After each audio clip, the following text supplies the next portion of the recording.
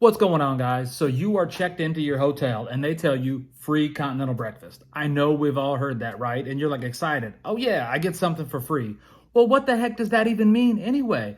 I was in a hotel the other day and they told me that and I said, you know what?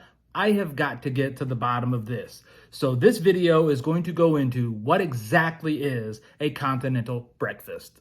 So the term was actually coined back in 1896 in England in a newspaper called the Sanitarian.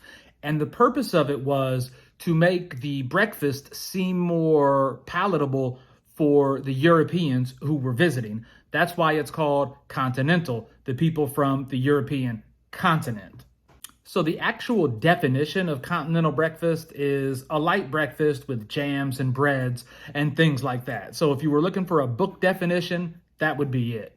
On a side note, we adopted it over here because the Europeans saw an American breakfast and they said it was just too heavy with all the animal products. And the Europeans preferred something that was a lot lighter. So that's where the term continental breakfast, that's how it kind of got its place here in America. Now, there are a few reasons why the continental breakfast is extremely appealing, all right? And the first of them being is it's cost effective, right? They don't have to spend a lot of money on getting all the food to come into the hotel, so it's relatively inexpensive for the hotel to offer that. Another reason they offer continental breakfast is they're extremely popular.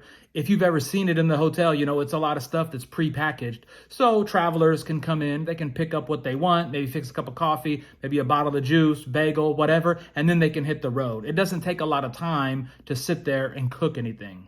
And the not cooking anything brings us to our last point, manageability. It's extremely easy to manage that because once you have limited options on what you're going to have, there's not a lot of logistics involved with it. You order a bunch of Danishes, you order some cereal, you know, some boxed juice, things like that. The really thing you've only got to set up is if you want to have actual juice or maybe a cereal dispenser or, you know, coffee. That's kind of a norm. But other than that, they can get that thing set up like really quick, maybe 10 or 15 minutes. And then some of the staples of the continental breakfast are going to be breads.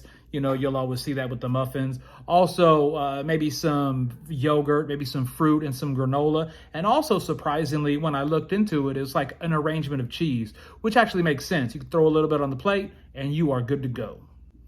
But anyway, guys, I did not want to make this a super long video. I just wanted to kind of give you a brief history of where the continental breakfast came from. Hey, do me a favor. If you enjoyed this or you know, you learned something, smash that like button and hit subscribe for me so I can keep putting out more little quick tidbits for you guys to learn, maybe while you're on the toilet or wherever you cruise YouTube. Until next time, y'all.